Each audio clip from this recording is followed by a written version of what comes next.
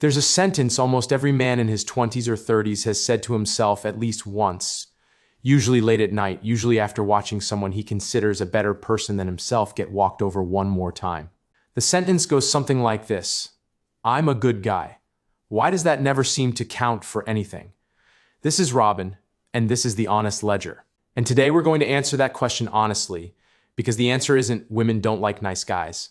That's the version that gets repeated in comment sections, and it's wrong, or at least it's wrong enough to be useless. The real answer is more specific, more uncomfortable, and much more useful, because it's something you can actually change.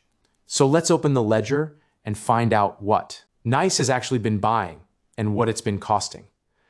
Before we get into it, one thing needs to be said plainly. This isn't an argument that women are shallow, or that kindness doesn't matter, or that you need to become someone colder to be valued. Kindness is not the problem. What we're auditing today is something narrower and more specific: the difference between kindness that comes from strength and compliance that gets mislabeled as kindness. Those two things look identical from the outside and produce completely different outcomes. The first entry in the ledger is this: nice and agreeable are not the same word, but they get used like they are. A nice man has values, boundaries, and a spine, and he's kind on top of that foundation.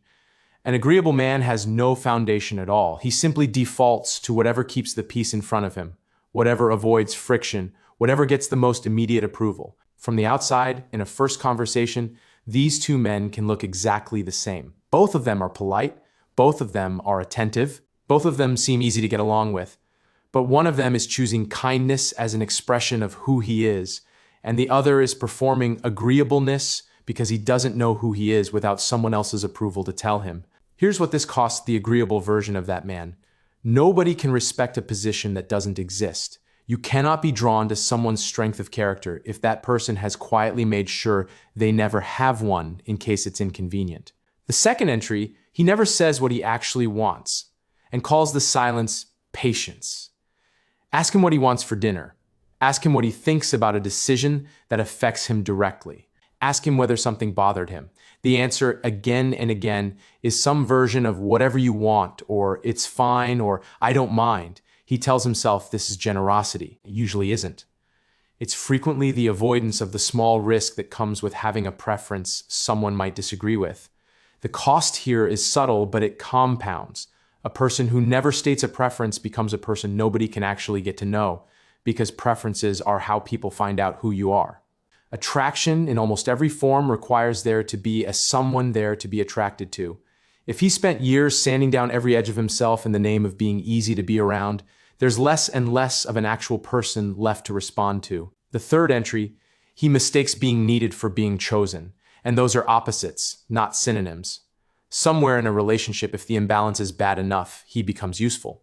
He's the one who fixes things, who's available at 11 p.m., who absorbs whatever needs absorbing, who never causes a problem because he's too busy solving everyone else's. And because he's useful, he tells himself that's the same as being valued. It isn't. Usefulness is what keeps someone around when there's no better option available. Being chosen is what happens when someone has options and picks you anyway, specifically, on purpose, for who you are rather than what you provide. A lot of men spend years building an airtight case for their usefulness and never once building the kind of presence that makes someone choose them freely. Then they're confused when the moment a better option shows up, the usefulness wasn't enough to hold anyone. The fourth entry, he treats attention as if it were the same as respect. Someone messages him back. Someone laughs at his jokes. Someone spends time with him. He reads this as evidence that things are going well, that he's valued, that this is heading somewhere. But attention is cheap. Attention costs almost nothing to give, and plenty of people give it out generously without any corresponding respect behind it. Respect is what shows up when things get inconvenient, when there's a disagreement, when he needs something, when being with him requires an actual cost from the other person. A man who can't distinguish between being entertained and being respected will keep investing in situations that were never going anywhere because the early signals felt so warm. The fifth entry, he avoids every conflict and calls it maturity. Something bothers him. He says nothing. Something happens that he actually disagrees with. He goes along with it anyway. He tells himself he's being the bigger person, that he's not the type to make a big deal out of small things. that peace is worth more than being right. Sometimes that's true. But when it's the default response to everything, every time, it stops being wisdom and starts being an absence. A person with no edges, no line they'll actually hold, becomes profoundly easy to overlook because there's nothing there that requires being taken seriously. Boundaries aren't about being difficult. They're the proof that there's a person in there whose experience matters enough to defend. The sixth entry he gives constantly and keeps no ledger of his own, and eventually resents the very people he never asked anything from. This is where it gets genuinely sad because it's rarely intentional. He does favor after favor, shows up every time, gives without asking for anything specific in return because that's what a good man does. Except somewhere along the way, an invisible tally starts building inside him anyway. He just never told anyone the terms. And when the return never comes, because nobody ever knew there was supposed to be one, he doesn't get to be angry about broken terms nobody agreed to. He gets to be quietly bitter, alone, wondering why being good never seems to pay off without ever having stated what he actually needed in exchange. Generosity without communication isn't generosity. It's a debt nobody else knows they owe. The seventh and final entry, he waits to be picked instead of standing for something and letting the picking happen as a byproduct. This is the core of the whole pattern. A lot of men who consider themselves nice guys are, underneath it, waiting to be noticed, waiting to be chosen, waiting for their patience and their kindness and their reliability to eventually be recognized and rewarded.